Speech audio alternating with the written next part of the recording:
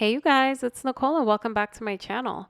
In today's video, I'm going to give you a 1-year update on these seedlings, and I repotted these guys last year around September 15th.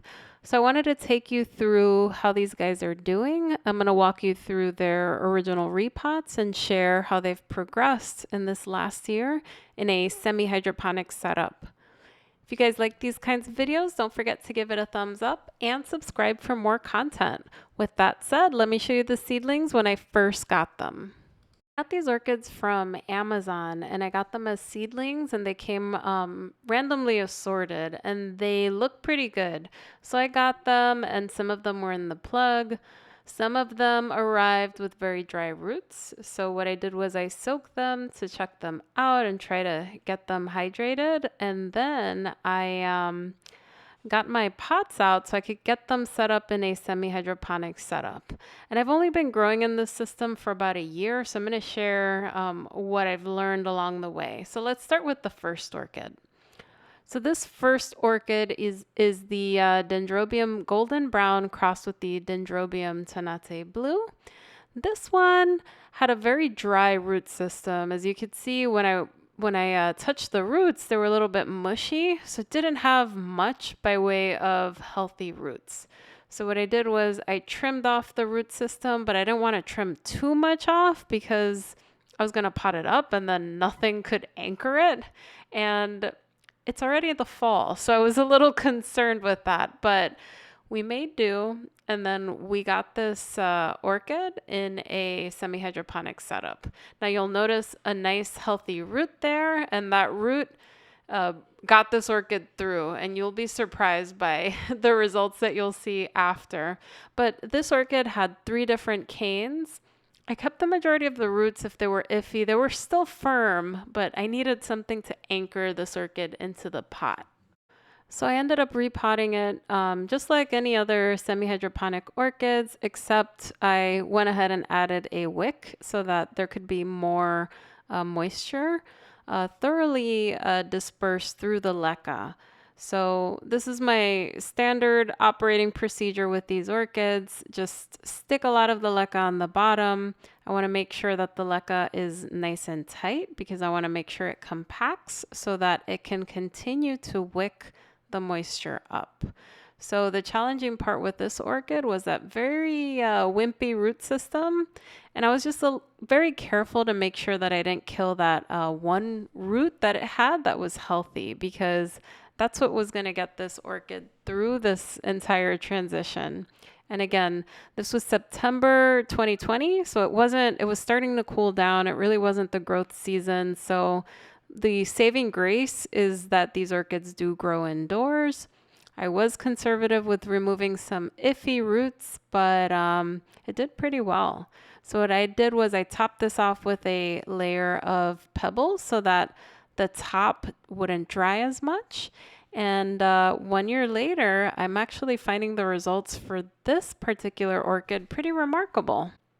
Well, here we are 1 year later. This orchid pushed out 2 much larger canes, and it's looking great. Every cane that has grown on this orchid has been much larger than the other, which is a good key to know that you're growing it well.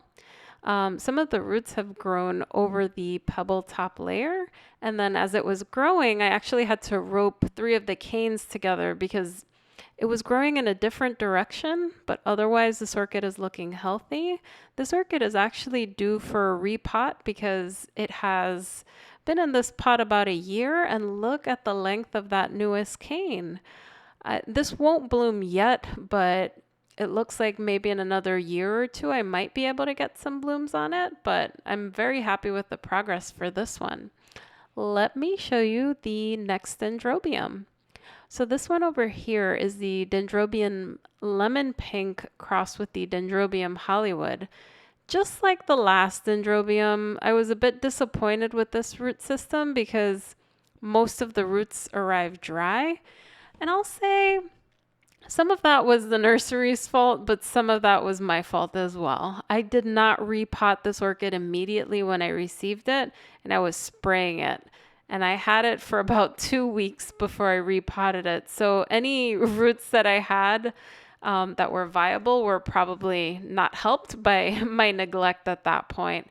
And I was a little busy at the time with my job, and I remember finally getting to this and going like, oh my goodness, I should have done this sooner. So that's something that I never do anymore. If I have a bare root orchid, I take care of it right away. As you can see, I've got 3 canes, one viable root, a couple of soft roots, very similar situation as the last orchid, and I repotted it the same way. Now with this orchid, you'll notice that it has a leaf on the side. You'll start noticing as I'm repotting it that had a little bit of dieback. And, you know, in hindsight, that was a little bit of a sign that this was going to be a sort of a weaker orchid. You'll see why when I show you the update for this one. But, you know, this orchid, after I repotted it, it took months for this to establish in the pot, and it was very, very wobbly for the first 6 months. So this did not push roots out like the other orchid that I just showed you. That orchid immediately established. This orchid, it took about 6 months before I was not worried that it was going to fall out of the pot. It just kept moving. And you know, that's one of the downsides with Leca, with seedlings, in my opinion. It could be a little bit harsh on the roots. I may have killed that root. And the new roots took a while to come in. And I also repotted this in the fall, which is not ideal. But this was a learning experience for me. And I'm still glad I did it. And once it finally established, it's starting to grow. So let me show you what it looks like right now. So as you can see, we have another cane that has come in. It's not quite as vigorous as the last Dendrobium orchid. The dieback on the leaf that I mentioned continued, and you'll see that I cut it off. And then, unfortunately, as I mentioned, it was wobbly, and it's still a tiny bit wobbly. So it's got roots, but not a ton of roots, I suspect.